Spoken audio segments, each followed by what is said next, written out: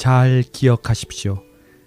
가장 중요한 때란 한순간순간뿐입니다. 우리는 다만 그 순간만을 지배할 수 있기 때문입니다. 또 결코 없어서는 안 될 사람이란 그 순간에 만나는 사람이며 가장 중요한 일이란 그 순간에 만나는 그 사람을 도와주는 것입니다.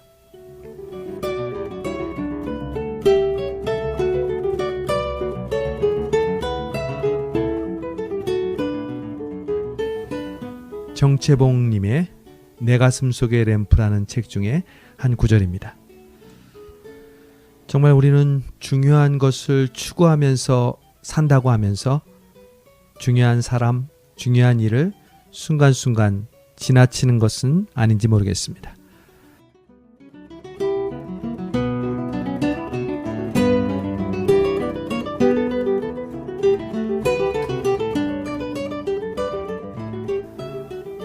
(3월이) 성큼 다가왔네요. 3월의 둘째 날입니다. 오늘도 수요 칼럼 음악 스케치와 함께하면서 소중한 시간을 만드시는 청취자 여러분 되시기 바랍니다. 저는 진행자 시카고 나무교회 김정한 목사입니다.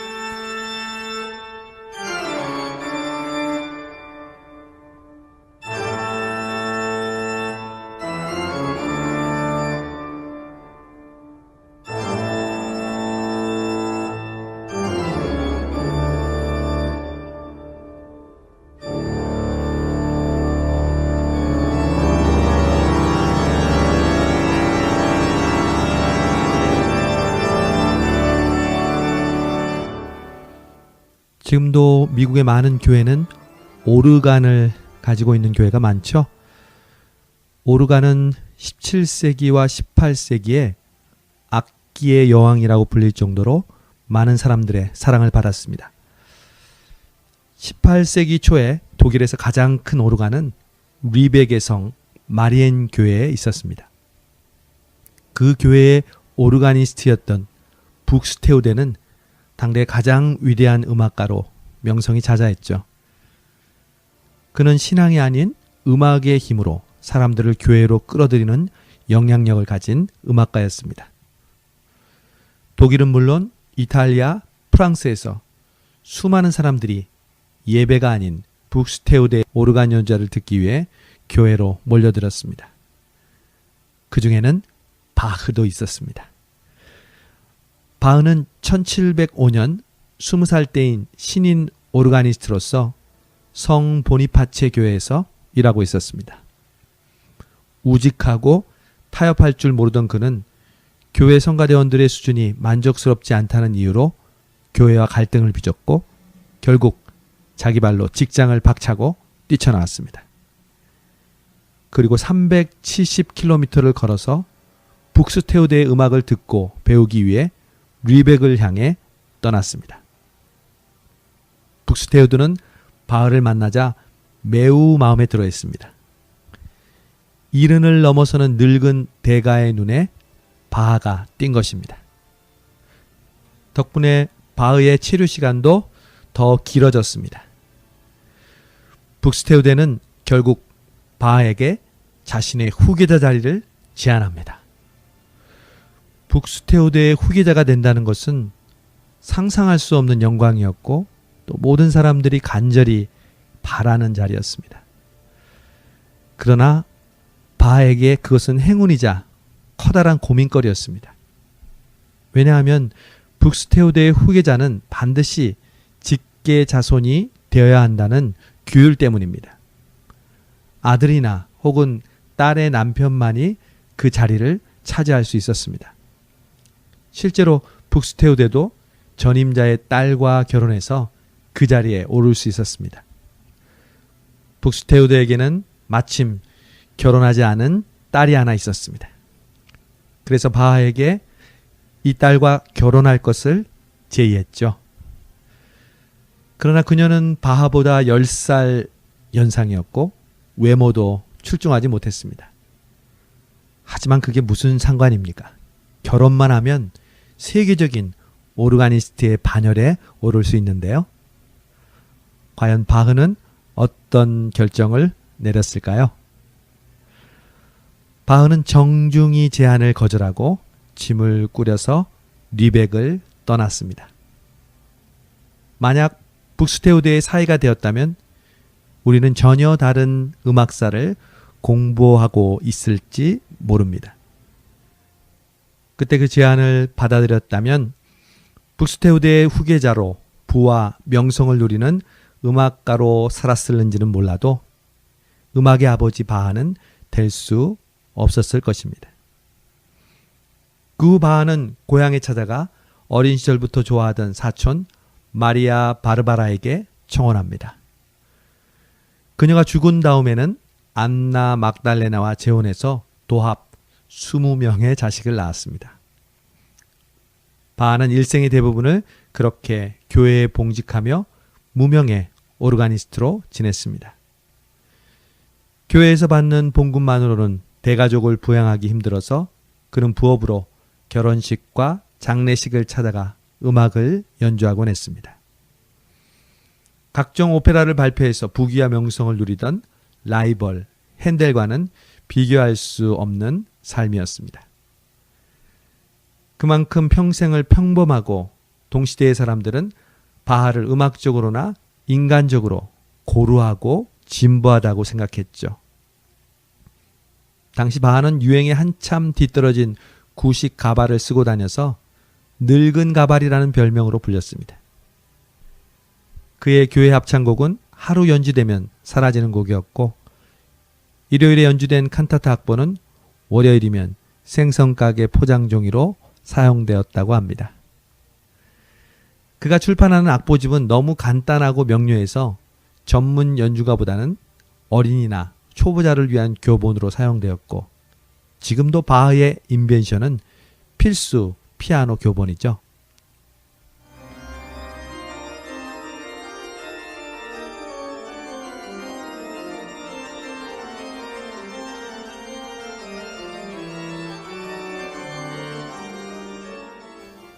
(1980년대) 어느 TV 광고의 카피에 이런 말이 있죠. 순간의 선택이 10년을 좌우한다. 그러나 바하에게는 틀린 말이죠. 바하의 순간의 선택은 부와 명성을 비껴갔고 사람들에게도 인정받지 못했습니다. 그러나 바하에겐 순간의 선택이 수백 년을 좌우한 셈이 되었죠.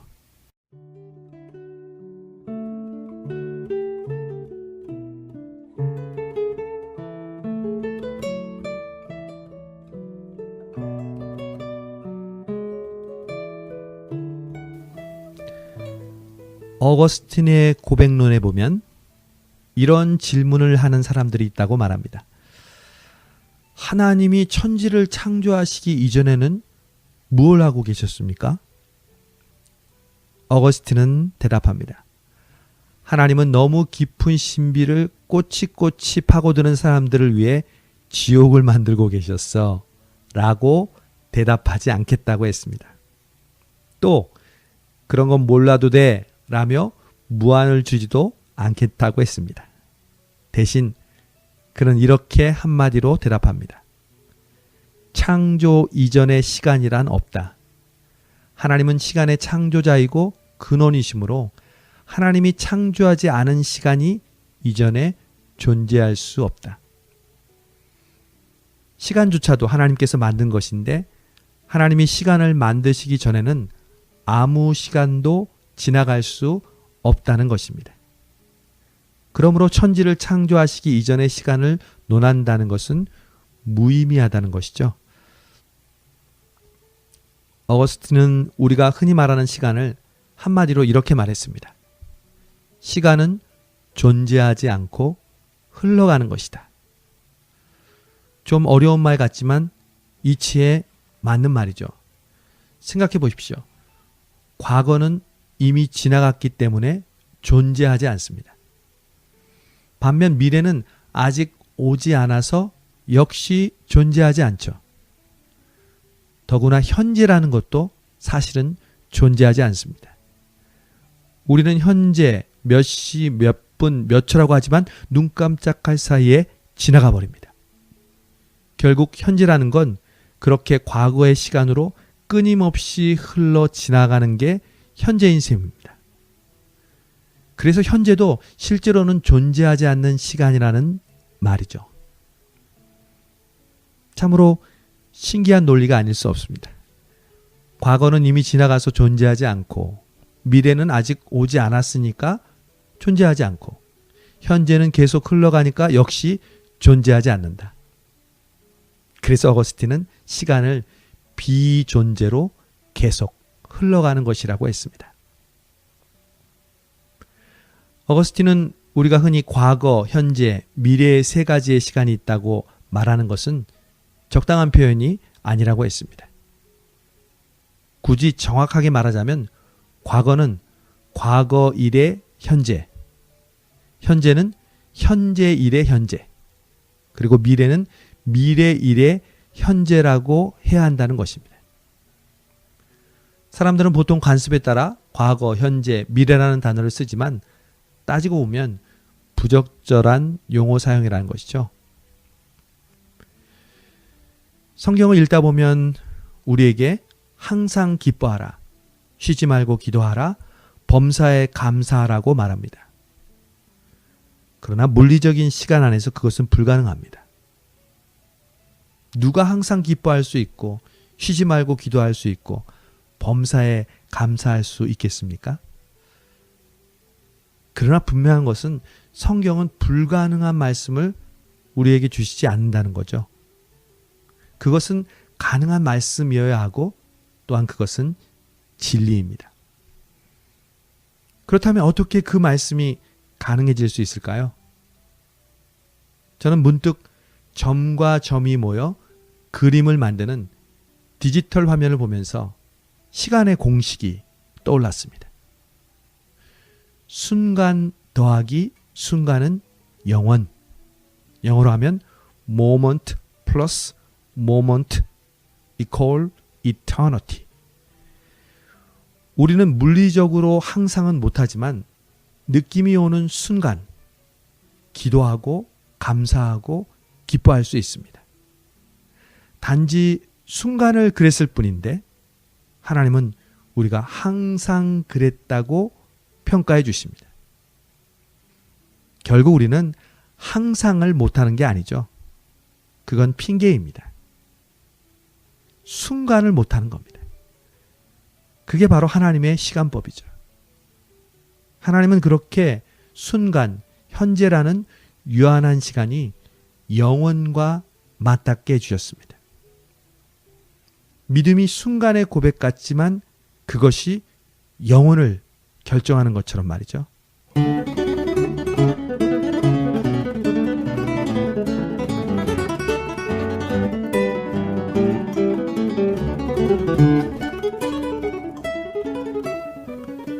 새봄이 시작됐습니다. 늘 느끼는 거지만 아쉽고 빠릅니다. 그러나 늦지는 않았습니다. 끊임없이 빠르게 흘러가는 시간 속에서 이 새봄의 오늘, 지금, 이 순간을 놓치지 말아야겠습니다. 우리는 순간을 맞닥뜨릴 때 영혼에 접속하게 됩니다. 새봄에는 이 공식을 기억하는 청취자 여러분 되시기 바랍니다. 순간 더하기 순간은 영원. 오늘 하루도 행복하시고 소중한 순간 되시는 청취자 여러분 되시기 바랍니다. 지금까지 수요 칼럼 음악 스케치 시카고 나무교회 김정한 목사였습니다.